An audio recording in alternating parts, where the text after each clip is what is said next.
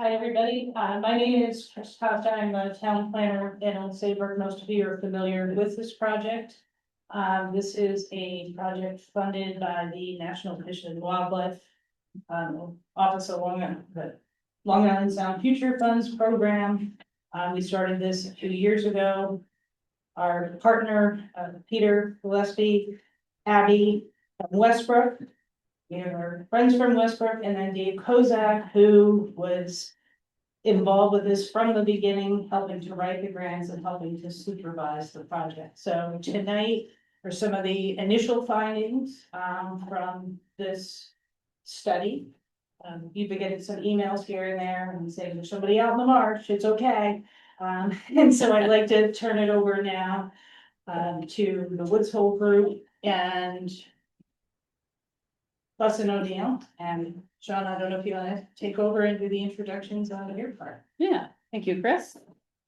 All right, I have no issue talking loud, but if at any point you can't hear me, feel free to let me know, or if I'm speaking too fast for you. Oops, and I went one too far. All right, so just to give you an idea of kind of how we're hoping tonight will go, is we want to first introduce the team that we have here from both Woods Hole Group and from Bussin O'Neill. We have a kind of brief project overview of what is this project? What are we looking to do? What are our goals for this specific project of work? And then we're going to take a brief break to give everybody a chance, maybe about 5 minutes or so, ask any questions you might have about what's been said at that point. And then we'll keep going with that preliminary review of some of the data that we've collected so far. And that's going to cover things like our ecological assessment of the marsh area. So as Chris said, seeing people, our team out in the marsh, observing the marsh conditions. And then what do our model results, which is mostly a Woods Hole group presented set of slides, looking at marsh restoration, coastal erosion, and flooding. And we'll take another break because that's going to be a lot of information coming your way. So that's going to give you a chance to ask a few more questions. But what's kind of the bigger meat and potatoes, if you will, of this meeting is going to be our kind of open dialogue or open discussion at the end. So the goal here is that the PowerPoint will give you a lot of information, and it's probably a lot more information than you can digest at once. But as some of you have already been kind of looking around and seeing around the room, we have different stations set up. So our goal is that after the PowerPoint, you have the opportunity to walk around and engage with people from Bussin O'Neill, people from Woods Hole Group, and ask more in-depth questions or more specific questions. That way you don't have to feel like you have to ask everything, as we're going through the PowerPoint. And we'll have different stations set up that'll kind of touch back on that at the end of the presentation. So you kind of have a sense of where you can go and what will be covered at each station. So in terms of our project team, Chris kindly started the introductions for the town of Old Saybrook and the town of Westbrook. I'm sorry, I missed a few of you on the slide here. From Bussin O'Neill, or F&O, it's just easier to abbreviate that way. There is myself. I am Shauna Little. I'm a senior environmental scientist with Bussin O'Neill. We have Nils Weber, who's in the back. He is our senior water resources engineer on the project. Eric Moss is our resilience market leader, so he's also seated among you in the back there. And then we've got two of our engineers, climate resilience engineers, Caitlin, who's also been in the back, and Sanjay, who is here as well. So we've got about 5 of us here today. And then from Woods Hole Group, we have a couple of team members that could not make it today. But we have Chris, who will be speaking on a few slides, and then Tron, who is also at the back there. So they will be able to speak to you more about some of the Woods Hole Group generated data and maybe some of the modeling specifics. So just one quick thing, this is being recorded, so if Oh, you yeah, want to thank you. watch it afterwards, I see people taking pictures of the slides, we'll have it available for you to look at, or anybody who can't be here tonight. Thank you, Chris. All right, so why are we here? And I think a lot of you probably have ideas of why we're here because you're experiencing some of these issues in one way or another, or observing them in your day-to-day life. So the general project area encompasses the area around Cold Spring Brook, Chalker Beach Marsh, and then Hager or Hager? Hager. Hager. I knew I was going to ask that early to make sure I'd get it right. The Hager Creek Marsh, sorry. So in those three areas, there's each kind of experiencing unique issues, and some of them are cumulative issues or issues occurring at the same time. So we're considering erosion along the beaches, flooding around properties or around the marsh, and then marsh degradation, which can occur for a variety of reasons as well. What are we doing as part of this project? Fussin O'Neill, Woods Hole Group, the town of Old Saybrook. We are trying to collect additional field data so that we can have an understanding of these three major issues and how water is moving through the marshes, how it is flowing through your neighborhoods, how does that tie into the three big concerns that we have. From that field data and our observations, we want to develop, or we have developed, a flood model to look at and better understand how that water is flowing through the area. And then if we come up with a series of solutions or strategies to try to address these challenges, the model will allow us to test those different strategies to see how efficient they might be. And then the third bullet point here is engaging youth. So really one of the big goals out of today's meeting is to hear from the people that live in the area. What do you see? What do you experience? What are your concerns? And making sure that we have that opportunity to note those and take that into consideration as we move forward in this project. So some of you might be wondering, why more data? There's been studies before, people have been doing work here. So we acknowledge that there is a good, strong foundation to the work in this area, and we want to say that we're building on that. We're not starting from scratch. However, as part of our design process, we want to make sure that we have the most recent and up-to-date information when we're developing the model and when we're developing solutions. As anyone who's probably been here more than a few years can attest, things can change rapidly in coastal settings. So what you might see now is different from 5 years ago, 10 years ago, and depending on when those studies came out, some of that information may have changed. This is a very dynamic environment. We also want to make sure that when it comes time to permit in the future, as the town goes down next steps, that you have everything lined up so that CTD will issue, hopefully, permits for future strategies, and having recent data will be needed for that step. So as I said, conditions have been changing. Increased erosion is a big one. The vegetation in the marsh has been changing. So we want to make sure that we're looking at what are the conditions now, as well as the conditions over time. And then how has drainage changed in the marsh? So our goals to accomplish this, again, we want to understand the marsh dynamics and how things have changed over time. How does what's happening with coastal erosion, what's happening with changes in the marsh impact flooding? A lot of these issues are interconnected, and coming up with one solution may address flooding, but it might not address restoring marsh habitat, which has a lot of ecological benefits, but then also has its own flood resilience benefits as well. So we want to make sure that as we progress, we're trying to come up with solutions that can have multiple co-benefits and are not siloed in the way that we think about them. And what we want to do is propose recommended solutions to restore the marsh habitat, to mitigate shoreline and marsh erosion, reduce flooding in the neighborhoods, and I think most importantly, identify practical long-term resilience solutions. So trying to come up with solutions that reflect what the town is looking to achieve, what you as residents are supportive of, and can actually be permitted and implemented. So the actual scope of our project, of what we can do here, is we're building on the existing studies and data. We are collecting or have already collected additional field data. So looking at the marsh conditions, looking at shoreline change, looking at tidal data and wave data, developing a model to understand flooding in the area. And then what we have not gotten to yet is developing engineering designs and recommendations. And then, as I mentioned earlier, using our model to then test those strategies or those designs that we develop in the next steps of this project. So again, why does this really matter? We need to build that confidence. We're building on this additional data or existing data with our own data so that we can confidently develop strategies moving forward and designs that will work. In terms of actual modeling, as I said before, we're looking at how water moves through the system. We're trying to identify flood pathways and areas where flooding is a concern. What we're not doing, though, is looking at detailed modeling of storm drain or pipe systems. So that's kind of a different aspect, but we'd be interested to hear about your experiences with this. How do the catch basins and the actual water that drains in the catch basins impact flooding as well? So that's kind of a nuanced part of the flood modeling that you might have some questions about, and we encourage you to ask additional questions as well. But again, we're really trying to look at how can we look at existing conditions now, and then our proposed strategies and how might they alleviate or mitigate some of these issues.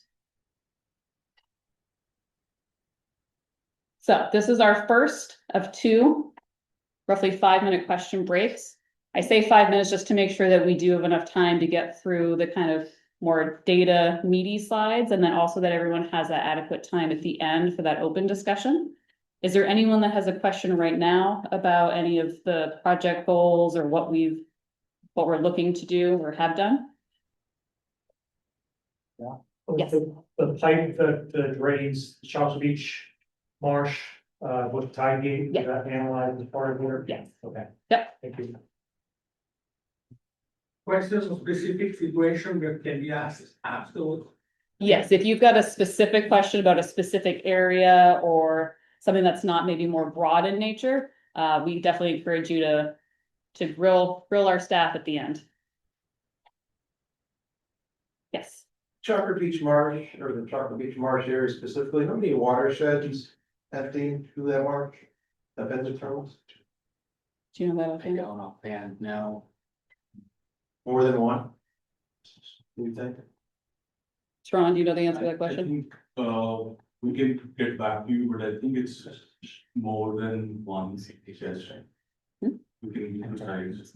So just one other question, what's the capacity of that Chapman Beach Marsh right now with the water currently going in there?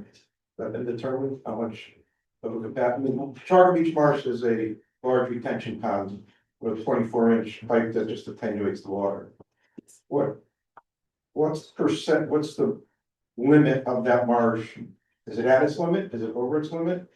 Do you have any idea where the, Before it like overtops yeah. the tidal gate? Before it's.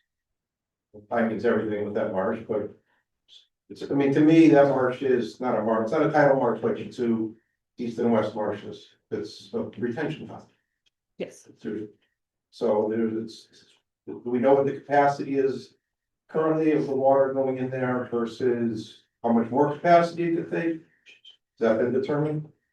I don't think that's been determined specifically that I know offhand. I think that would depend on if you're looking at essentially when you're looking at that and how much Well, the 2 year, high 5 year. tide, low tide, mean tide. Well, there's no tide issue there because it's not a tide.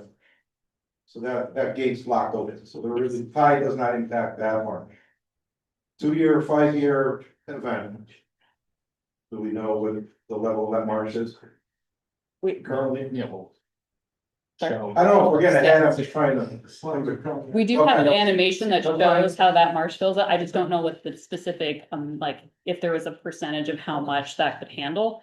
But I don't know if that's something that we could get, not today, but we could probably follow up with you and see what you're looking for in terms of what current is, and I guess the average amount.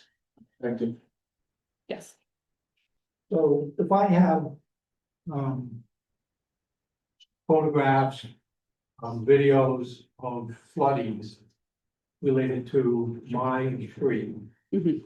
which, fills up, comes up 25 feet up my driveway, floods my yard, floods the whole street, makes it impassable, from the Hager Marsh. Does that have any value to you? Yes. And I don't know if you're comfortable, Chris, they have your email, right? That's not, like, it's okay to share your email with people? We can do that, maybe you can even figure out a way to, yeah, just share my email. Yeah. I would love to get that from you. I think that is useful information for us as when we're modeling to kind of ground truth and verify, you might see it here, we might have flooding showing a certain level at your property, but from your personal experience that you've seen more or you've seen less. You might look at the graphics and say, I've never seen that much, or I've seen twice as much as that. So that information is useful for Multiple ground truth. years, multiple times. Yeah. The other thing you mentioned, catch basins. So there's my street, there's actual is one of the only streets that probably has maybe a half dozen catch basins. But the problem with the catch basins on my street is not only does the rainwater go in and then it goes out into the marsh, but when the marsh gets really high, in a high event, the water comes up. Yeah, it's coming through the back up on you. basins, and that's the main cause, the majority of the flooding on my street that backs up, is the water coming up through the catch basin. Yes. That would also be useful information for us if you could say, like, if you knew specific events where that happened. I got them all, right on. Then you're a wealth of knowledge, and yeah, that's all information that would be helpful to Because share then as well. with that, we can look back at what conditions were in place to cause that flooding. And then we can help that train our models going forward. So that is absolutely critical information. We have a lot of that, so we can share that. Excellent. Yeah. Good. One thing, if you're gonna email, maybe we can, I know a lot of you are in the same neighborhood, maybe kind of. Put them all together, so I don't get 400 emails and videos, or maybe just put them in One a- zip file. One maybe. zip file would be great. Yes, sir. Is it clear that we're looking at two different occurrences here, situations? I know the flooding of Chalker Beach is something, a significant problem. It has been for a long time. To my knowledge, I mean, I've always seen flooding in Chalker Beach, and I've been here 25 years. But the erosion of Cold Spring Marsh, which is, I think, 50 to 75% owned by residents in Chapman Beach. I'm from Chapman Beach, and we border on the western side of Cold Spring Marsh. And that was a significant event. I don't know, 10 years ago, maybe we'll see it here, when the berm or whatever dune or the white sandy beach that extended from the Joel property at the most southeastern end of Chapman Beach was washed away in one significant event. And began the erosion, and it looks to me like 30-40% or 30% of Cold Spring Marsh is now sandy mud. I don't know what kind of wildlife it supports, but it certainly isn't the grassy marsh that had all of the fox and all the other habits. So am I correct in you're pursuing this as two different situations? Because Yes. the slide you just showed, showed the egress of water into Chalker Beach, nowhere near Cold Spring Marsh. So the erosion of Cold Spring Marsh is a part of the project. It's the way that we look at it is like a different task, but we're looking at it holistically as a whole. So as I said before, not trying to, if there are solutions that, can mitigate multiple problems at once, we're looking at those, or trying not to propose a solution that might worsen one of the other two problems, being the marsh, like the quality and the health of the marsh and the erosion. So they're all part of the same project. We are treating them somewhat independently, but also as part of one larger kind of regional issue. So we're not forgetting about Cold Spring at all. That is still a part of it. And you'll see a couple slides, and we do have a station for that as well. Is there anybody here from the Army Corps of Engineers? There is not. Because An extended, the question that the gentleman just spoke is Cold Spring Marsh issue a beach nourishment issue or a marsh issue? Did we determine that? Because what he's saying is during, I think it was Sandy, that whole area got wiped out. So is it a beach nourishment issue, or is it a marsh issue like Hagar and Charter Beach might be now? Is that? I don't think we'd be talking about Cold Spring Marsh if it wasn't for that. Yeah, that's, And the reason I brought up Army Corps of Engineers, and maybe it's something to put in your pocket, they're, there's dredging issues up and down the coast that are usually very difficult to mitigate because they can't find where to put the dredges. Yeah. And I don't know if that might help that the marsh and the nourishment or whatever might be a issue where you could use some dredging, some nearby project. Yes. Just That is something that we can, if you like, we can definitely talk about that in the kind of broader Q&A, because I have a lot of thoughts that I can share with you on that. okay. But yeah, I think in general, we're looking at a variety of solutions to address the erosion issue there, and that can encompass a lot of different potential strategies, and maybe beach renourishment is one, maybe it's not. So we're not trying to pigeonhole anything at this time and trying to keep our minds open as we move forward. How about one more question? So you've had your hand up for a while, and then we'll keep going. Already talking about the specific issue. Okay. Same as last segment. I've been living on cold spring marsh for the last 20 years. And I think more than eroded is covered by sand, which comes from the gigantic quantities of sand, which every winter are thrown onto the Chalker Beach community. But gigantic, and speaking of tons and tons and tons of sand for artificially regenerate that beach. The sea movement, the wave then pushes that sand, artificial sand, off the Chalker Beach community beach onto the Cold Spring marsh, Mhm. covered with sand or mud, the green marsh. This is what's happening. It's not really eroded. It's being choked by that quantity of enormous quantity of artificial sand. I wonder who gave permission to do that? Is there anybody on the Chalker Beach that simply throw the sand there without asking anyone? Can I? Do you Do you are you answer that aware of question? this? Are you aware of this situation? Yeah. First of all, everything that Chalker Beach has done in the past, everything that Chalker Beach is doing now has been permitted by the Deep and the Army Corps of Engineers. Chalker Beach has spent a fortune on engineering and legal and state and anything that can be done, they have done. My question is, that sand is washed away every year. Where does it go? Onto Cold Spring Marsh. Easy. So we have some slides about that actually. So Chris will share some additional info about kind of wave transport. And that might help give you a little bit more guidance or idea of where we're coming from. But we can still talk about that in the kind of broader open discussion area and get your viewpoint as someone who lives in that area and see what have you been seeing is definitely something that, we want to hear as well. I have one quick question. So many years ago, Chalker Beach hired a group of engineers on a different level, getting back to the flooding of the roads and the marsh, and we actually took on a flood study. And I know we submitted that flood study to the town. Do you have that previous information? You talk about building from the past to, that would be a big piece for you. I want to say, how many years ago was that?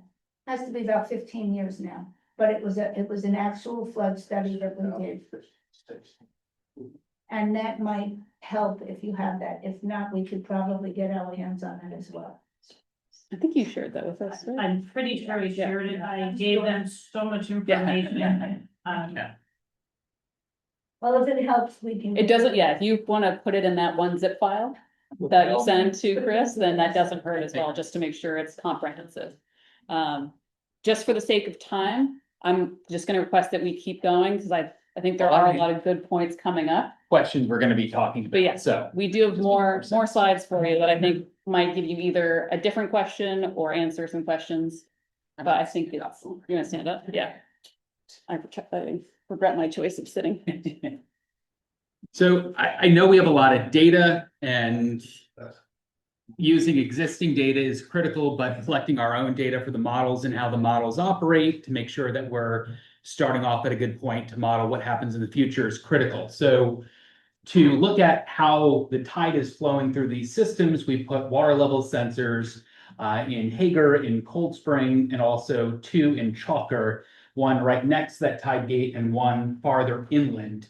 And we did it across an entire lunar cycle, so from new to full to new, to make sure that we're able to sample that whole tidal period to understand how that water flows from the sound into the marshes and then back out. So that helps us calibrate going forward our models. And then when we add in the storm simulations, what things look like with some rising sea level, it can give us a little bit better of an accurate picture. And then we had one sound side water level sensor that you see midway across Chalker Beach. So again, if you saw us out there in our boats and doing the deployments, thank you for bearing with us as we were doing several site assessments and deployments.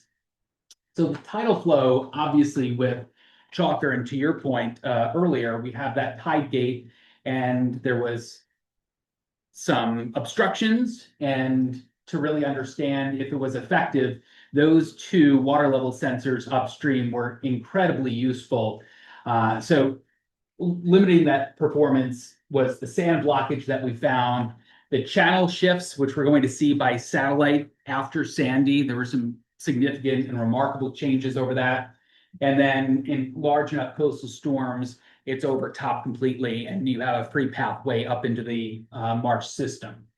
So that's why having that tide network out there for a month was critical for this project. The ecological assessment, we were using the deep remote sensing, and you'll see an example of this when they were able to show what's open space or what's open water versus Phragmite, all of that delineation, we tried to ground truth. So that was a big part of this puzzle, because we also need to know for the models what exactly that land cover is. And this was our project area. We went through Cold Spring, we did Chalker. Not only did we look at the delineation of what types of vegetation or land space or conditions there were, we also looked at elevation to make sure that the elevation was accurate in that deep study that we had. So our findings, just a couple of examples, they weren't completely accurate. So some areas that showed open water were actually covered in Phragmite and vice versa. So getting boots on the ground and seeing the true conditions were really able to help us calibrate that model going forward. And this were just a couple of pictures of some of the ground truthing that we did for this project in a couple of areas of open space or open water, and then areas covered in Phragmite. The healthiest out of the three systems is the Hager Creek Marsh. Chalker is the most stressed, and we'll be able to see some of these visuals through our shoreline change analysis and also some aerial imagery that you can see that there are some areas of ponding and pooling in the marshes, which can kind of degrade the health and the quality of the marsh. And then Cold Spring was moderate, better than Chalker, but not as good as Hager. So understanding that, again, is also a critical piece of understanding how the water moves through these systems. So breaking that down, the changes compared to that study back in 2000 were pretty significant in some cases. In Chalker, for example, we saw some vegetation loss. And that's also when you have that pooling and ponding. As I mentioned, the degradation, we're also seeing that in the last 25 to 26 years. Poor drainage with more standing water, invasive species showing up throughout the system. And that tide gate really is not providing us adequate flow during tidal exchange. Cold Spring, there was significant shoreline change with Sandy, which I think everyone in this room has kind of alluded to, that has spoken. We've seen approximately 3.3 acres of marsh loss. That outlet channel, which again, we'll see some of those aerial imagery, it's pretty remarkable, but it's shifted about 380 feet to the west. There's been beach overwash across parts of the marsh. So yeah, you have marshland that looks sandy now. That's all part of this analysis that we did when we were in the field, and then we compared it with 2000. And then Hager Creek, again, largely is healthy. and native vegetation thankfully is still present across that system. But these are kind of the examples we're looking at. So this is 2003, so pre-Sandy, and then 2022. A couple of things that you can see that 2003, and I know they're likely different seasons, the heart of summer versus early spring. So that's why one's a little bit more green and that's a little bit more brown. But there's decreased marsh coverage in this area. You can clearly see pre-Sandy what Cold Spring looks like versus how far inland that sand extended after all of that erosion. And then here's that ponding that I mentioned. It's a little bit hard to see, but healthy marsh, and then you see those large puddles essentially in the middle of the marsh. And we want healthy marsh systems to be that natural protection, right? The best way to fight against Mother Nature is using Mother Nature, and a healthy marsh is a great step in that process. So the shoreline erosion, it's going to be a little bit difficult to see the shoreline change analysis for Chalker Beach, but we are seeing areas of erosion or that march inland. And you can kind of see over time, when you go to Cold Spring and Chalker, how different that channel is that is cut through, and how far that beach has kind of extended, or that sand has been deposited pretty far inland. So those are some pretty drastic changes between obviously 1934 and 2019, but a lot of that change when it comes to the sand being pushed inland was after Hurricane Sandy or Superstorm Sandy. Excuse me, before you move on Yes. from that slide. Yes. In 2010, it didn't look a whole lot different. We didn't have to go all the way back to 1934 to see that picture there. So we have one from 2000 and 2026 is the next slide. No, but 2026 is now. Okay, right. I'm saying that that beach you see in the 1934 does not look a whole lot different than that area looked very recently. Very recently. We have another slide that will show you And that. also, all of these slides you've been going through, please explain to me Yeah. how Cold Spring Marsh isn't worse off than Chalker Beach Marsh. That's really, I mean, you can see that half of Cold Spring Marsh is gone. So, I don't know, I think it's struggling with that. Okay. I have to ask you a question about the ponding. Yes. Have you tested the water to see if it's salt water, fresh water coming in from inland drainage? Yes or no? Our We did That I'm not not have sure. the pond. salinity. Well, it's been tested. Okay, and it comes back as drainage water. So in the Chalker Beach marsh, Mhm. it's being flooded by inland water, drain. And it's backed up by science because the towns had to hire an engineer one time. And we did. And there's evidence of it, and I'm not gonna take up more of your time. I was talking to one of your engineers already, and Mhm. I'll talk to him at greater length later. There are things you were not looking at.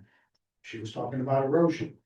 Did you talk about the erosion that is coming from the inland water rushing through?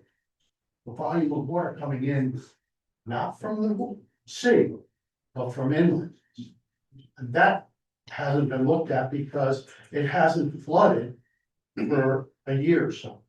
And that's because we haven't had, well, we had, but we haven't had a significant rain. And it floods because of that tiding. Is at low tide level, and the volume of water coming from Chalker Beach Marsh can't push the ocean back. Okay, so it can only drain at low tide. The other marshes that you're talking about are natural marshes. So there's difference 100% Mhm. on all three. And to go Yeah. back to the quality question. Somebody said Cold Spring versus Chalker. I mean, those are two marshes that weren't in the best shape. And it's Hager that's the healthiest out of the two. So we're not downplaying the health of Cold Spring, but Chalker, when it comes to all of the parameters we look at when we do a wetlands delineation, has seen some of the greatest changes physically. I know you're talking environmental now, just a quick question. Yes. Cold Spring Marsh and the Hagar Marsh, are any of those marsh issues causing flooding of private homes, streets, septic systems? The things with the Charter Beach Marsh is causing issues for street flooding, inundating septic systems, bacteria in the streets. Does the other two marshes, Cold Spring and Hagar, have those issues in the communities yet? We'll To the show you extent that. of Charter Beach Marsh or not? I know it kind of. It can just, because the gentleman asked the question, Yeah. which marsh is worse? Maybe physically, it looks like obviously one, but Charter Beach Marsh is causing serious issues with private property. Flooding issues. Flooding of town roads, inundation of septic systems where people gotta pump monthly. I don't know, if I live off the Charter Beach Marsh, I'm on the west side of Charter Beach Road, which is kind of what it breaks, so that was my question, is much issue with that. You'll see kind of how the systems fill up when we see flooding, Okay. where and how they flood, but at some points in some of the larger storms, the system becomes one essentially, but you can see a lot of the origin of that happens to be in Chalker. So the animations, these are great stills, but I think the animations are going to be very telling for everyone. Yes, of course. Cold, I don't know about Hager's, the Hager Marsh, Yeah. but Cold Spring is a free flowing from the sound and Chalker Beach is not. I mean, I think that's a really important distinction when we talk about erosion. Well, right? Correct. Okay, because that hasn't been stated, so I think clarifying the different types of marsh properties or the qualities of those marshes are very important to the comments that are happening here. Correct. That is the only one with the tide gate too, that is. Mhm. Okay. So I think this will maybe answer where the sand is going question. And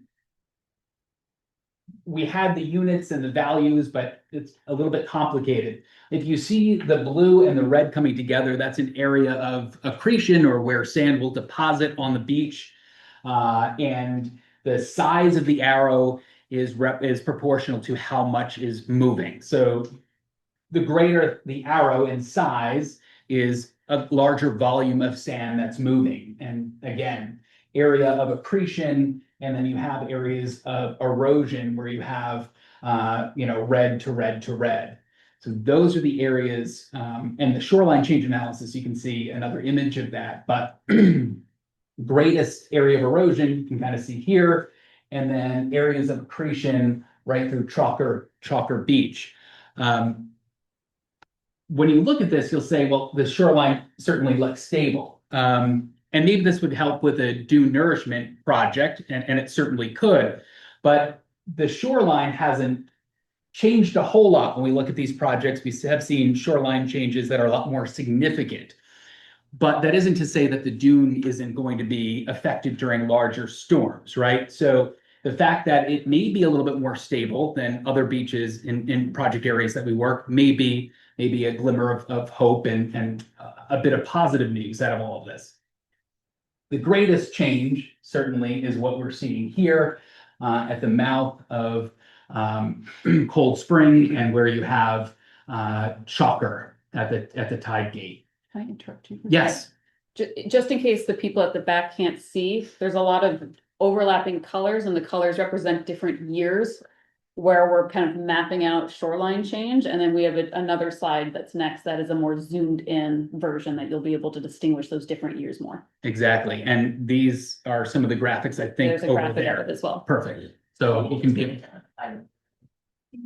What area you're talking about in the middle of this slide? So this is And correct. Yeah, that's the area Yeah. of the greatest. yeah, Spring Brook. Cold Spring Brook. So yeah. So Is Cold Spring Brook fed anywhere by any street drainage, highway drainage, commercial drainage?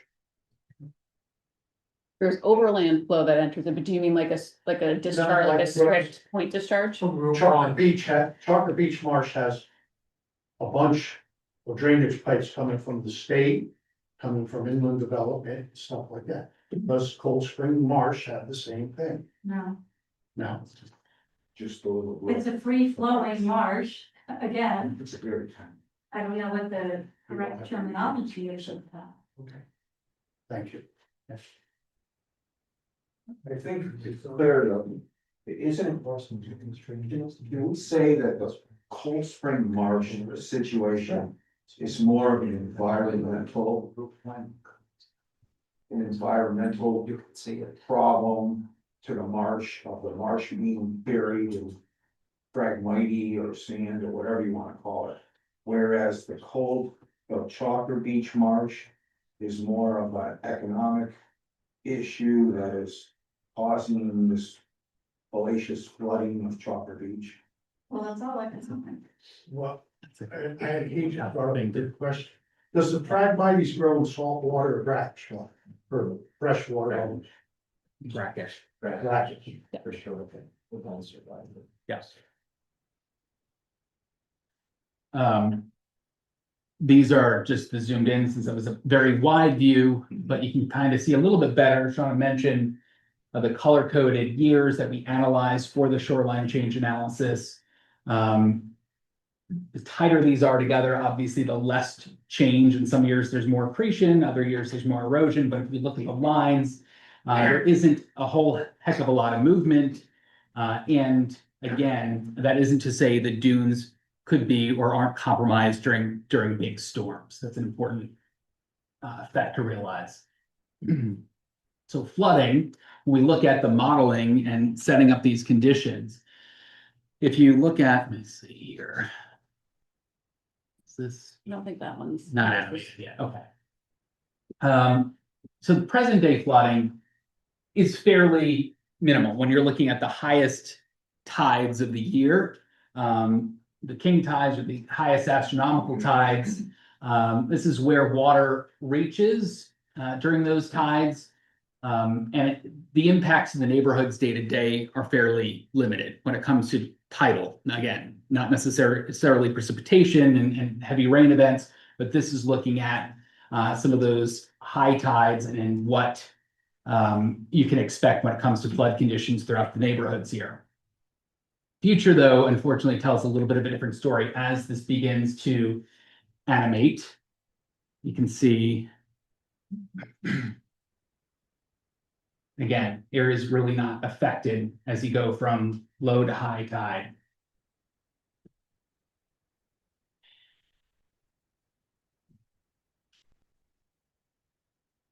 Our current water levels and water depths, you can see this is a 24-hour window, this rectangle that shows, how the tide cycle ranges in a typical 24-hour span. And then we looked at the 2050 water level depths, and then water level depths that we could see as soon as 2100. So obviously the tides will be higher, and there are other things that we start to see, like drainage will be slower. Once you get the incoming tide, it's slower to go out. And that is certainly the case as we go into 2100. As those depths go higher, it takes a lot longer for the tide to flush out. So this graph that you see here is for the STAR water level sensor that we put in during our baseline conditions when we were installing those sensors. Offshore, you can see the sound side water level sensor, what the typical tides would look like. So this is what you would expect in an area that is, again, offshore, and you're not dealing with tide gates and you're not dealing with a marsh system. There's no drainage issues. You see your typical tidal flows that will get higher once you see rising sea level by 2100 or by 2050 and 2100. The storm depths present day, this is a 10-year storm, which again isn't happening every 10 years. It could happen 2, 3, 4 times in a year if you have bad luck. So this is when you start to see some inundation. And these are a lot of the images that you see across the room. And this is where we would like your guidance and your help. Does it match the areas that you see inundated? Is there that much water that you would see in your neighborhood in a larger storm or in a 10-year storm?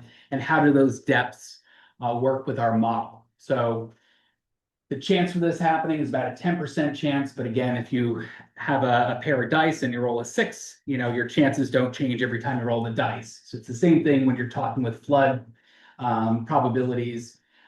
This happens a lot more regularly, so to speak, and this isn't catastrophic flooding. This would be moderate flooding. But when you have these cumulative events, obviously the impacts can be quite significant. Sandy happened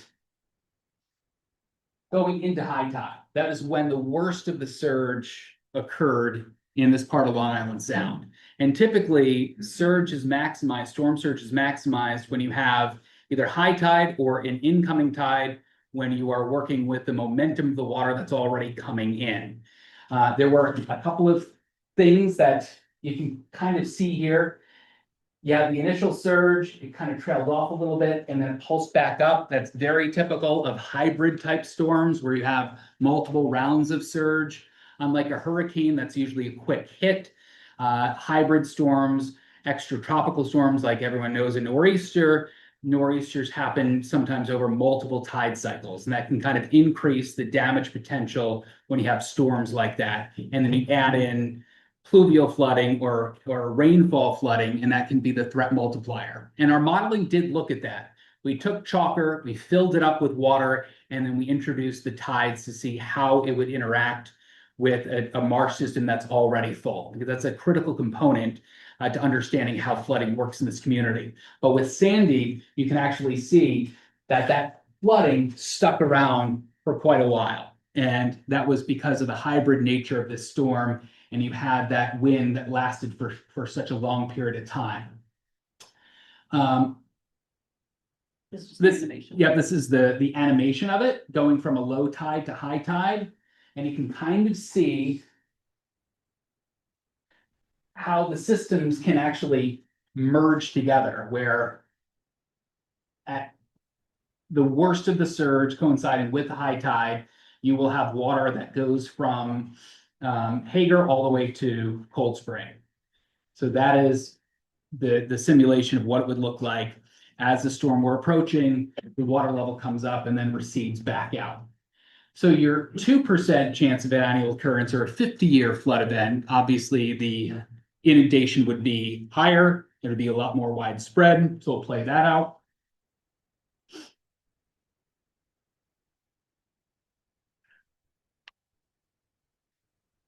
The red is pretty much inundation levels of 5 feet or higher above normally dry ground. And you can actually see the speed of how long it takes for the marsh systems to drain back out. Yes. I'll say the Chalker Beach one moves Sure. quickly, but the last major event, I don't even know what it was, January 13th, 2024. Okay. That's where the last time Chalker Beach streets, and I think Alex, the pictures he was, I know the Hagar Marsh flooded. And once low tide came, it kind of emptied that side. The Chalker Beach Marsh stayed flooded and the street stayed flooded for days. Or even longer, So January 13th, 2024 was I believe the last major event where that happened. I can't recall what year incident or what level storm that was 2.5 but that was the last one. Those are all the pictures I have, Lou's house was an island. You can't compare natural marshes with the water exiting to Chalker Beach Marsh water exiting, because the only way Chalker Beach's marsh water leaves is at low tide. So therefore, you have the fresh water from uplands again, and I'm repeating myself. And you have a little bit of water that comes through the tide gate. And then it can't go anywhere because it's underground. And in 2015 or 16, Chalker Beach was involved with fixing the tide gate, and it worked fine. The state went in there and cleaned it out. Everything was fine. The state has never been back to clean it out. And you have multiple inland developments draining into That's why I asked the question about Cold Springs Marsh. Mhm. Do they have inland water draining into it? You answered the question, no, so did he. So therefore, Chocolate Beach Marsh is a totally different animal than the other two. And like I told you, gentlemen over there, after we're all done, I'll show him. Which is why it's important to add precipitation in to fill up the marsh and then add the tides on top of it to see exactly how that system works. Well, the other marshes at medium and low tide can drain. Yeah. Chocolate Beach can't. No matter what you do, unless you move the pipe. How you define high and sandy in terms of percentage? How do you, How do you define high and sandy in terms of 50 years, 20 years, 10 years, 100 years storm? What was it? What was it like a Superstorm Sandy? Yeah, Oh. 50-year, 100-year. Toron, do you know off the top of your head? Yeah, in this location, it's close to 10% AEB because the peak water levels are close to 6 feet, and a synthetic storm is a little more than 6 feet. Yeah. And the hard thing is using those terms is Yeah, for one particular point, it may meet that criteria and it might not in the same town in a different part of the beach. So in this case, we're modeling what that 2% chance would be across that entire system, not just one physical point. And that's amount of rain in a 24-hour period, or is this? This is just tidal flooding. So we did simulations where we filled up Chalker with water and then added the tidal influence to see how the drainage would occur once water levels started to recede. But I do want to play this animation once more. I can tell you my Yeah. personal experience, Yeah, the marsh on the right. All the way on the right, drained out in 2 days. mhm, The Chocolate Beach Marsh took over 2 weeks, that's good to know.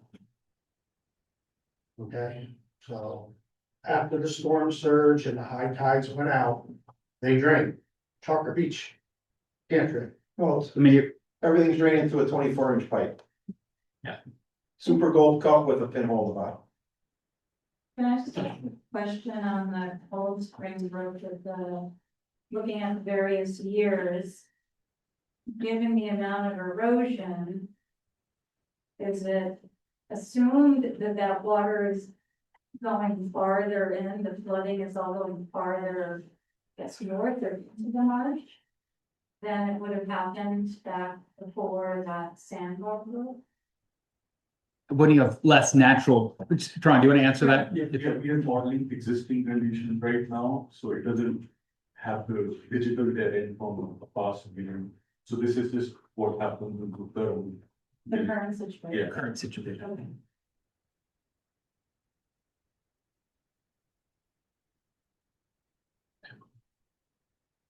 So this would be very high-end event, low probability, but extreme impact. So 100-year event, and let me pause it before it goes back out and flushes out. But significant levels of inundation adjacent to all the marsh systems. Again, everywhere shaded in red is 5 feet of inundation over what would normally be dry ground. Yes, Yeah, I have a question. Yes. Actually, over the decades in Long Island Sound, the water has not risen all that much. It's the erosion that really gets sacrificed as sea level rises. Are you not counting for any erosion as you make projections going forward? Just like brought up about the creek going up, you saw the sea, and well, you get another storm at sea, and I assume the erosions are even on all sides, push further. Really well. Tron, do you talk about the modeling component of the erosion? Yeah, so right now the model is decoupled from that sediment piece for the flooding part, but we separately do look at the sediment fluxes and how they move, and that's what Chris you want to do. I can answer you better after this. Yeah. There's another question. the ground is like a sponge. With all the inland development and the septics and the leach fields, they're all putting water in, and we're gonna just put up hundreds and hundreds of apartments in Old Saybrook. So the water doesn't have anywhere to go. Are you taking that into consideration? Because where it used to dissipate over 10, 12, 14 inch area, now it may only dissipate down to 8 inches and then turn into flooding because of all the leach fields and runoff. Well, for this phase of the project, we're look just filling precipitation wise the marsh and then introducing the tidal component to the flooding. So the other perhaps next phase would be a recommendation to look at incorporating drains and the infrastructure, the stormwater So infrastructure. you're looking at the water coming in through the ocean only, not the water coming in from inland out, or Again, looking at it from filling up the marsh to capacity and then adding in the tidal influence. So that would again simulate what a heavy precipitation event would look like over the area and how that would then evacuate or flush back out of Chalker over time. Yeah, it's like So- we're looking at it like we're assuming the marsh is full, likely from precipitation, but we're not really specifying where it's coming from. We're just saying, okay, if the marsh is filled with some water already and then the tide comes in, how is that now? How does that interplay work? But it's not really taking into consideration in this phase that like how those adjacent land use changes are impacting flow into the marsh. So that could fill from the watershed, too, I mean, just from draining from the water.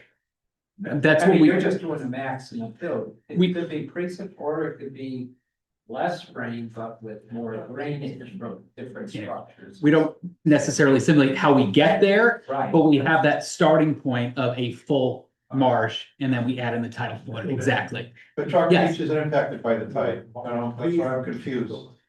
Chalker Beach doesn't have any tidal influence, Chalker Beach Marsh doesn't have tidal influence, so I don't understand how a tide up or down would impact that marsh if, Cause it's blocked. it's got a dam at the end of it, it doesn't. Right. I don't know how Water water comes comes, you in. fill it up, if you're doing a tide change, that doesn't impact Chalker Beach Marsh. Please add to that, the fact that the towns are discussing the enlargement of the mall, which is was Benny and wants to become Whole Food, just where Chalker Beach Marsh is, and the gigantic construction of a city instead of the Tangier outlets, a city. we're gonna put 650 units in your outlets. So their septics and their showers and their toilets and everything is going to go into the sponge. Real quick, your simulation is assuming that the tide gauge freely exchanges. Exchanges. Right, they're not blocking any, they're just assuming they got free flow. Okay, it's 24 inch pipe, pipes. I Yeah, I understand, but I was getting lost where you were saying the tide in and out, that doesn't really impact. Right now, the tide gets locked open, because the town's decision. Can you show Route 1? Yeah. So people- Yep. The Route 1 is up there.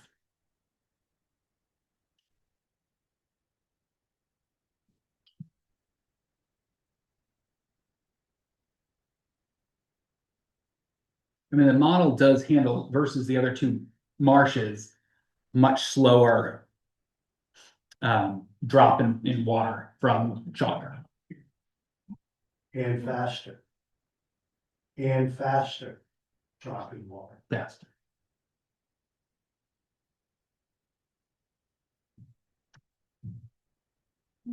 So because of, I mean, this is what everyone alluded to, you can see the lag. And you're saying it took 2 weeks, you're saying, Or more. or more. I mean, that's good to know, but we can see the lag here on the model of approximately 2 days after you get that peak tide. And then it slowly flushes back out of that tide gauge. So. Our next steps, Jen, are you gonna Is take there- this? Should we open it up for some questions now or? Yeah, are there other questions that we didn't get a chance to get to at this time? All right. Yes. We only have, sorry. I'm back. There was a significant change to the Chalker drainage when the Big Y Plaza was built as well. That was a massive lot and, you know, obviously, you know, similar to Benny's if it goes to a Whole Foods. So I think part of the drainage, part of the problem significantly, even before Sandy happened with that. I don't know if you have any shots at before or after from that point, but once they allowed that whole property to drain in the direction that it does, that started the problem at Chapman, which has continued. Can you repeat that? Well, Sandy and Irene happened in 2011, 2012. Chalker was involved with fixing the tie gate in 2015, 16. The state came in at the same time and cleaned out the marsh. There hasn't been any flooding for 3 or 4 years after that. So what Chalker Beach did was right, and what the state did was right. There has been zero maintenance on that marsh since then. And I do want to speak Yes. about that real quickly, because I was involved in that project. And we begged the state to come in. We were told culverts need to be cleaned, maintenance needs to be done. It wasn't a town problem, it wasn't a Chalker Beach problem, it was a state problem. And I believe we dealt with mosquito and wildlife. I'm not sure at the time, I can't remember. But again, we couldn't get, you know, with everything, you gotta maintain, you've got to maintain, and if you stop maintaining and you add so much upland development, you're looking at, you know, exactly where we are today. Well, I think the other thing is the actual, tidal gate, the pipes or however it's built, is not big enough to now accommodate the changes. You've got more development happening in Big Y, we just learned about apartments going up on Route 1 across the Summerwood, Yeah. you know, in the Whole Foods, so. Sure. The tidal gate is not functioning, that's very, very clear to everybody here. And, you know, in addition to that, we have the erosion that happened at the students farm. And we went from an 18-inch pipe to a 24-inch pipe. Look at how much work is done. It just makes sense that you need to go to a bigger pipe. And also curtail or deal with what's happening north, because it's all going to always drain there. There's no way to stop the drainage into that area. I mean, I think that's a good segue on our next steps, because again, you know, yes, we assume that there's a title exchange along that tide gate, but some of those next steps are looking at how we improve this. It might not show the 2-week lag that you mentioned in dropping in water level after a storm, but we do show that lag. So it's important for us to kind of now play out what these next steps look like to mitigate this problem going forward. And again, this is early in the conversation, but I mean, it's good to pivot now to. One last question. Yeah. Meanwhile, between Chalker Beach and Summerwood, they cleared up a swale, destroying vegetation, which was helping against erosion, for no reason, zero. That was done on the initiative of the Chalker Beach community and the town of Saybrook. Clearing, destroying vegetation, nothing else, for no good reason, thinking that that would help the drainage on Chalker Beach, which didn't happen. To replant the vegetation. So And now they have to replant the vegetation. And that's already So done. money thrown out of the window. That wasn't the reason for that, but is WAM still in business, the Wildlife Habitat Mosquito Management Group of Deep, is that still in business clearing? Doing what WAM did? I haven't heard, I know that they were a few years ago, but I don't know if they're still doing that. I don't know. So I don't know, Okay. let's say eventually different vision, I don't know off the top of my head, I don't find out. Cause I think a couple of years ago, they did something at Hagar Marsh with the cleaning. And I thought it was WAM, okay, that would be, thank you. So what I've been hearing, what kind of is coming out a lot is kind of people are already thinking about next steps, and you know, you're in your minds, you're thinking like, what if we did XYZ potential strategies? And that's kind of where we want to go next as well. And thinking about things like upsizing the tide gate and the culvert that's there. That is something that we will consider, and we're gonna look at a variety of potential solutions that are going to, as I said before, touch on restoring marsh habitat. How can we mitigate flooding? How can we mitigate erosion in the Cold Spring Brook area? And as I said, how can we propose solutions that don't worsen one of the other issues or maybe provide multiple benefits? So we're not at the stage yet where we've already made up our minds or, ruled anything in or out. We're at that open stage where we're gonna use the model, try to get your inputs to calibrate that, ground truth it, so it's, as accurate as it can be, and then look into some of these solutions that you're already putting out there, and then from our model, see what difference does it make if we upsize that tide gate? Will that help some of the issue we're seeing in Chopper? Or if we did beach renourishment, what would that? So there's a variety of solutions that we still have to investigate, and that's our next steps. But going through this moment and getting this input now is really what helps us formulate how we approach those next steps, how we work with the town to figure out what's feasible, what's cost effective to be built, what is permittable, what can be maintained. It doesn't make sense for us to come in and propose some massive costly solution that can't get built or would take, millions of dollars a year to maintain. So trying to find that balance. How do you get adequate data if an event didn't happen while you're there? It's all computer generated? Well, knowing the water levels over the course of that cycle, then we use those data to then apply it to the model. So we know the tidal range over those 30 days, and then You we're can't get accurate data from the Chopper Beach Marsh.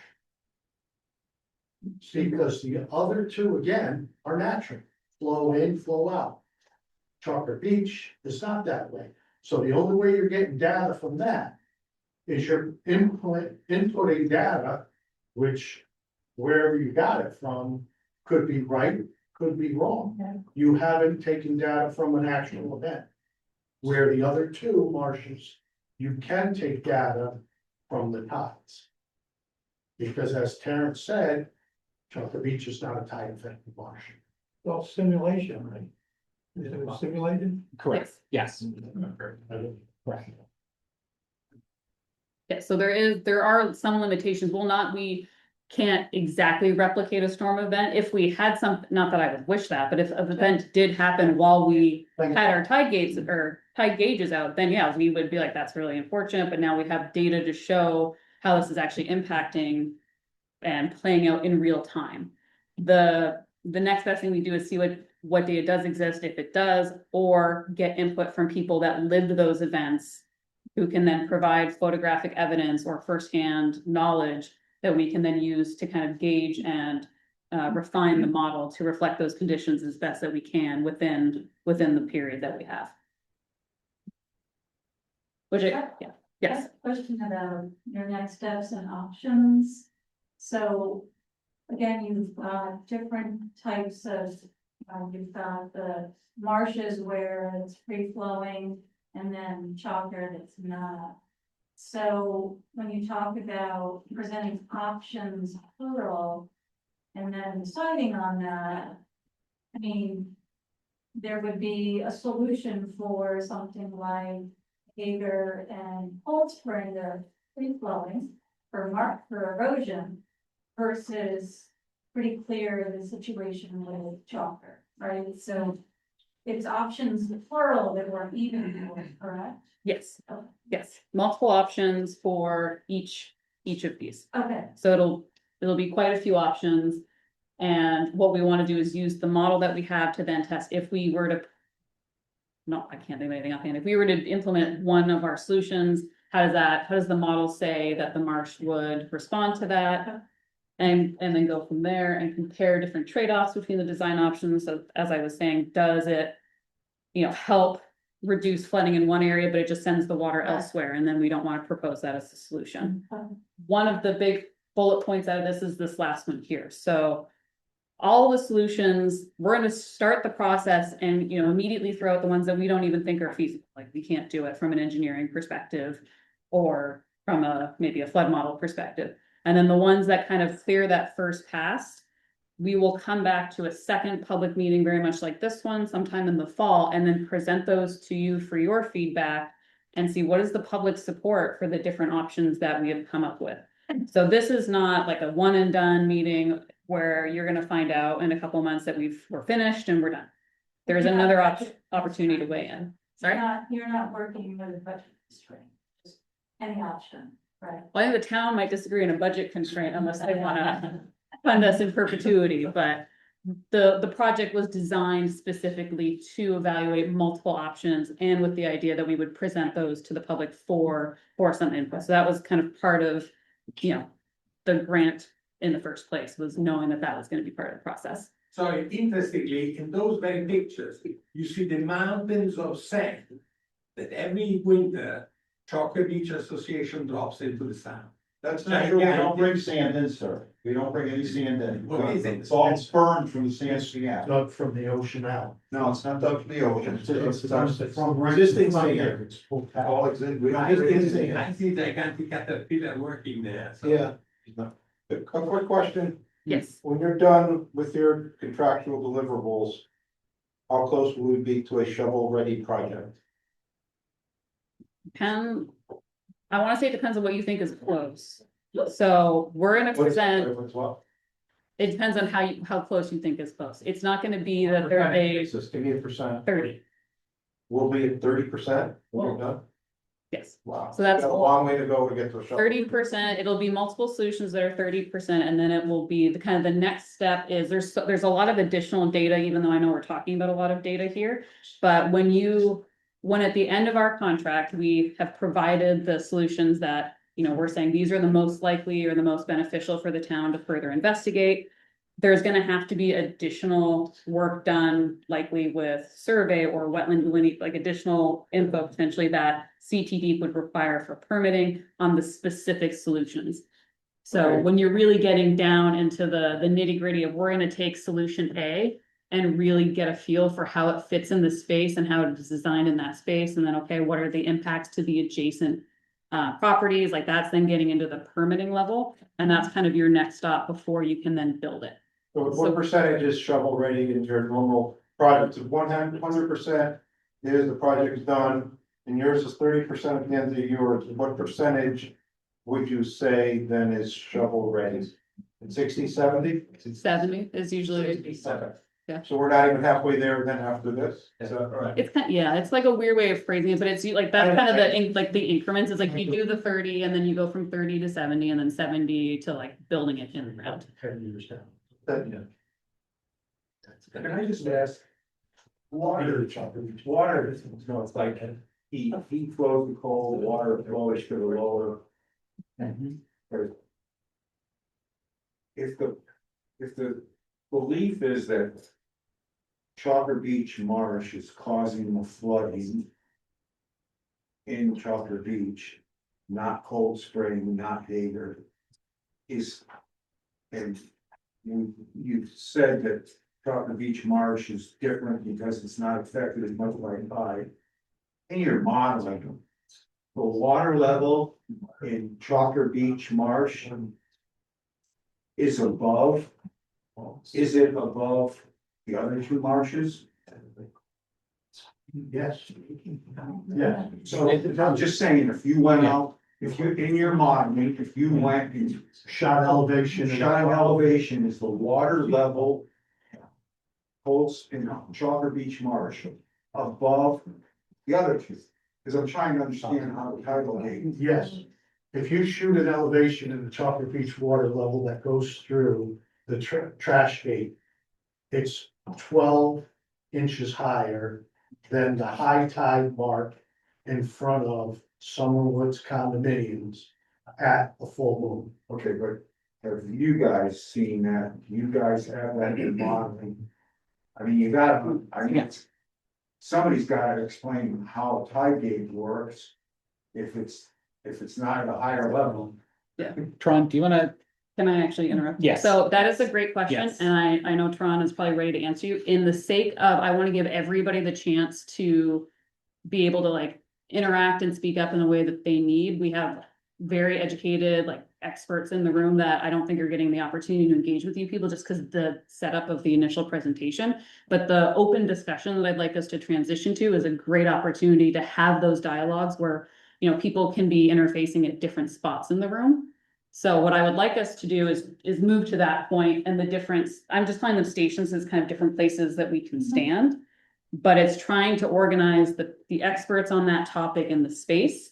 So Tron, being the modeler from Woods Hole Group, is going to be over here in the flood modeling station, where we have a bunch of graphics where you can see the different storm flood model results. If you wanted to take a look at different portions of the area, if you have thoughts on any specific flooding issues that you want to have markers, pens, pencils, sticky notes, we've got little dots. If you wanted to like mark out something that you thought was an important area, you are free to mark these up in any way that you think is beneficial for us to put down that knowledge outside of what might be shared via email. But keeping like the things that we want to know are the stuff that you're already saying, like what is important to you? What do you think we need to consider that you haven't heard? And maybe we just didn't have the time to get into it in this presentation. What do you want to ask more about? That is your chance to do that in the last like 45 minutes that we have. And this pretty much just says all of that, but I think it's a good time to kind of open this up more and kind of have that open dialogue so that it's not just like a classroom setting. Yes. Before you move on, I'd like to ask a question. There's a lot of people here from Chocolate Beach, so obviously it kind of dominates the conversation, but I'm here from Indiantown, and Indiantown is part of this Yes. study supposedly. So I have a couple of questions to ask. One has to do with sedimentation from the Hager Brook Marsh, and the other has to do with flooding in Indiantown. So the first one, we have a marina in the harbor that fills with sediment pretty regularly from Hager Beach, from the marsh. And it seems to be getting worse over the years. So my question is there anything in here that's going to address that issue or the cause of it, or any solutions or something happening in the marsh that's causing that to get worse over the years? So that's one question. The second question is, we do have flooding of roads and houses, and we have drainage issues at Indiantown as well, particularly that western side closest to the marsh. So I would like to know if this is going to include any kind of assessment of that, and whether any of the things that you're proposing will help improve either of those two questions or those two conditions. The last thing is a comment or a question, maybe separate. Earlier you showed a slide with the Cold Spring Brook, how it shifted. And it looked to me like in 1934, it actually was artificially pushed over, which maybe was done to kind of create that beach area. My question is the new location more likely the more natural location for that outlet of that brook? I don't know that. Yeah, that's a great question. Of your multiple Yeah. questions, I think it would be good to have you look at these photos and get a sense of where, like those areas that you're concerned about in terms of the next strategies. I think it's hard for us to say that we're going to propose a strategy that benefits like one specific block or stretch of homes. I think the way that, you know, we're going to try to look at everything as a whole and where potential solutions can have the most benefit to the area. So I guess my point to that is, yes, we are considering how we can propose solutions that would benefit Indiantown as well as the other parts of the project area, but it wouldn't be like a specific number of strategies just to like that portion of the project area, if that makes sense. And I want to sit with you and kind of look at that sediment transport map and see if it's showing what you're saying, or if there's something that we need to tweak. So if you can kind of point out where you're seeing these things and see if it lines up, I think that would be very helpful. So with that, I think Chris will be with the shoreline erosion section, and that's also where Caitlin, one of our engineers, will go. Sanjay and Eric can be at the marsh restoration, and then Nils do you want to be with Tron at the flood mitigation area and also marsh restoration, because that's also your area of expertise. So at that point, we can all get up and shift around to see, but, oh, sorry. That was very jarring. The guy just asked the question, your Indian town catch basins, do they go into dry wells, or do they go into pipes into the water? So, do your. And then online people, Catch basins. there's 9 people online, can't speak, so I'm gonna. We're gonna figure out how we can engage with you if you've got questions. I think it'd be the chat. If we can get out of our presentation.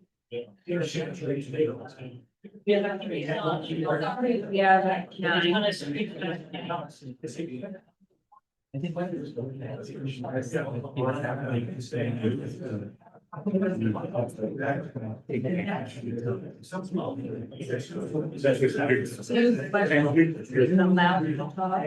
right, we see your hands up, and the sound in here is not the best, so we'll allow you to talk and see if we can hear you. Yeah. We're gonna have Drew first. Hi, yes, Drew Phillips, zooming in from Illinois, where I'm actually had a career in coastal geology, and we've had a property on Cold Spring for well, my entire lifetime, and before that. So I just wanted to commend you on the plan form studies, but did want to add that some of the consequences of especially the shifting of the channel, are that the tidal lag is now much reduced, so that currents in the river are much greater, leading to more erosion and widening, and the water appears to me, I have not measured it, but appears to me to be saltier because there's just more tidal flow. So I know that your focus is on the flooding and the shoreline change more, but as far as ecological restoration, that seems to me like an important thing. So I just wanted to add that. No, I agree, and I appreciate you weighing in on that. I think it's important to consider, and it is something that we're looking at.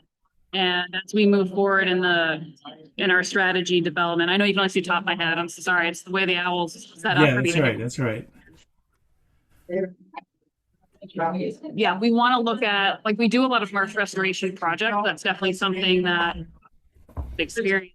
It's just then trying to navigate those restoration efforts in light of the other flooding related challenges, and trying to strike that balance where, can we implement something that will actually have meaningful benefit to the marsh while still allowing us the space and the ability to propose solutions to address the flooding issues, which seem to be, I think more people are likely concerned with the flood mitigation problem as opposed to the quality and like the health of the marsh. Yeah, completely understandable. But yeah, just like it would be good to mention or think about in the background the marsh function in addition to the shoreline stuff, because yeah, obviously there's no immediately the Cold Spring is not flooding roads like on the Chalker side, but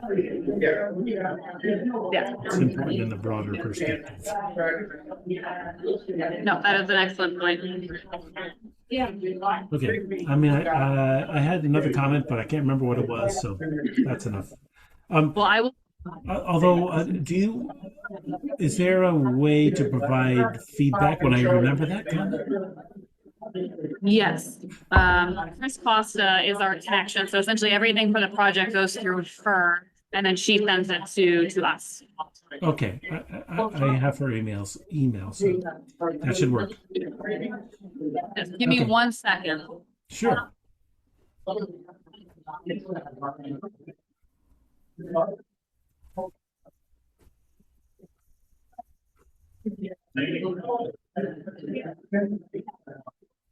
I'm gonna try to connect through my cell phone and see if that allows me to hear a little bit better.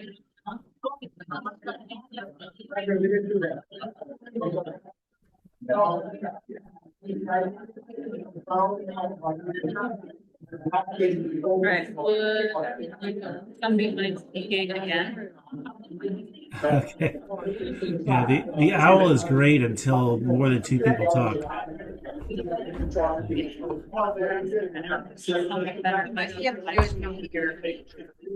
there a rule for your? I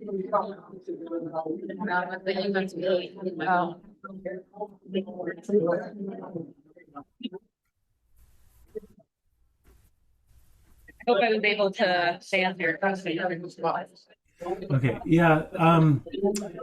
Yeah, I would say don't worry about connecting to me anymore. You have you have other fish to fry right there. But I will communicate in the future through Chris Costa, and that'd be great.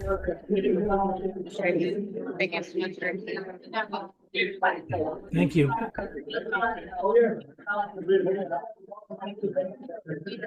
And then if you send a question, I'm gonna unmute you. Hi there. How are you? Can you hear us okay? You're a little quiet. I think I can hear you. Okay, thank you. I'm here with my dad, Dana Foster and Richard Foster. We live on Tucker Road, which borders Hager Creek. Understand that Hager Creek looks probably the healthiest of all the marshes, but was hoping that it would still go forward as evaluation in the study and possible solutions. You know, we have septic flooding, all our neighbors have septic flooding, and while flooding may leave the land faster than the Chalker Beach Creek, we still retain flooding on our property for days. So just wanted to reinforce or make sure that the Hager Creek would still remain part of the study, and really appreciate all the work that you all are doing. It's comprehensive, and I know there are a lot of elements to it, and you have a great amount of patience for dealing with the public. So thank you so much. Thank you for your time. I'm with Richard Foster. Do you mind telling me again where you live, if I could just take you to that? And Sure, we're at 8 Tucker Road, Tucker. We abut the basketball field and the clubhouse that are on Tucker Road. We're right in the middle of that road. I'm And you Richard feel like Foster. Can you living hear in the me marsh.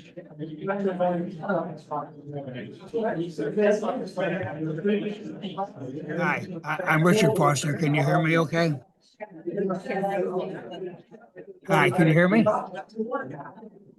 Hello? I don't think she can hear you. Yes, can you hear me? Oh, yeah, I can hear you. Yes, Yeah. What's your first name? Shauna. Sean, oh, thank you very much. As my daughter mentioned, we live on Tucker Road. I've been living at Chalker Beach since the 1950s, so I've observed much of this going on. And there's no question that the West Side Marsh is in a difficult position. But speaking on Hager Creek, Hager Creek was not a problem until just a few years ago, to be honest with you. And again, I remember back to the 1950s. The flooding that we have now at Hager Creek is much more significant than it was ever before. And again, this just occurred over the last 3 or 4 years. And every time we raise a road, the water no longer goes on those roads, as you know, like one in Indiantown, one at Bel Air Manor, and one at Chalker Beach. That water, since it did not go into those roads, has risen the water level at Hager Creek, and it has flooded more properties. There's over 100 properties that live on Hager Creek, if you go all the way up to almost to Route 1. So just want to call your attention to the road, because when you raise one road, the water has to go somewhere. And for some reason, the last 3 or 4 years, the water in Hager Creek has gone up. I don't know why, but I know it's not sea level rise, because we know sea level rise, although we started these discussions back around 2017, water level, fortunately, has not risen at all in Old Saybrook. And that's been proven by the gauges, not only in Old Line, but the gauge at Bridge Street, which was there until a couple of years ago when the town of Old Saybrook stopped paying for it. But if you ask the United States Geological Survey, which is part of the Department of Interior, who I asked a couple of years ago, they said there has been no noticeable sea level rise for the last 8 years in Old Saybrook. And I have that proven too. So it's very important to know that. So we all project the sea level rise, but it would be very interesting to model your solutions before you add the sea level rise to it, because until it starts to materialize, we'll never know. Thank you for your help. I'll just add one quick comment there before you comment back, Shauna, is that we do know that Indiantown has dredged and Indiantown has raised their roads. And that has significantly affected, I think, what my dad is talking about, which is the flooding that's come back into the creek. Yeah, so obviously road raising is something that comes up as a solution that multiple proposed. We wouldn't do that if we thought it, as I said before, made flooding worse for somebody else. So for us, road raising is not an option if we think that's gonna be an issue.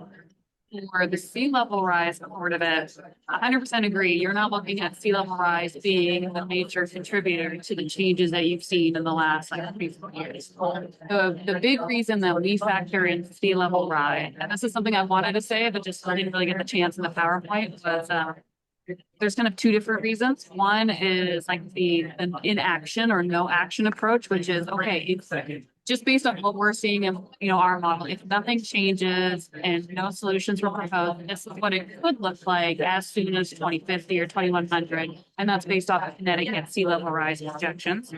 The other part of that is, as from an engineering firm standpoint, when we develop designs, we factor that in. So we're looking at, what can we propose to address the problem now? How will it mitigate the problem now? And then how will it stand up against time? Are we proposing something that's only going to be effective for 5 years?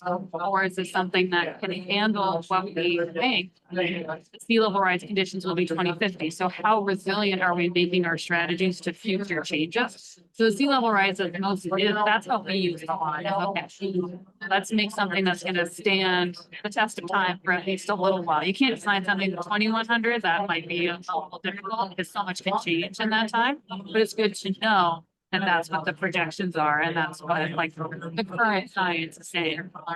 That's a good approach, is to start now and see what we could do now, and also to cover the future.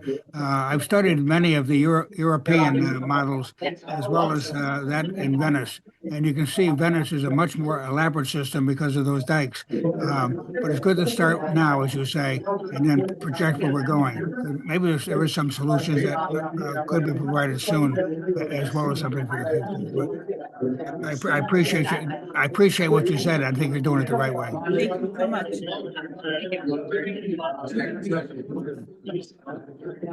you have any other?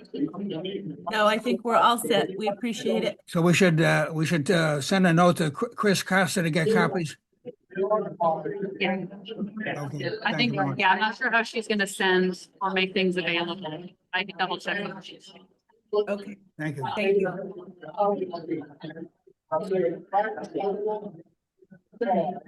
Any of the other online people have questions that they'd like to ask, feel free to raise your hand and I can unmute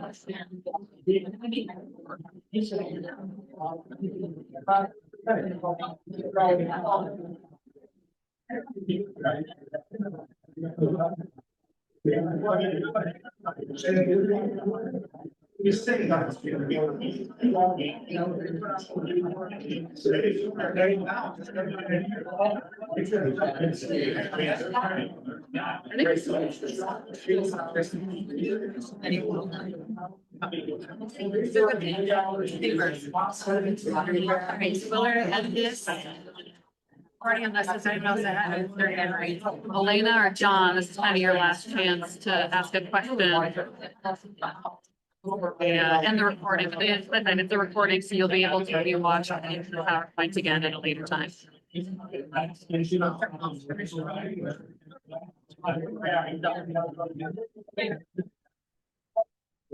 Thank you.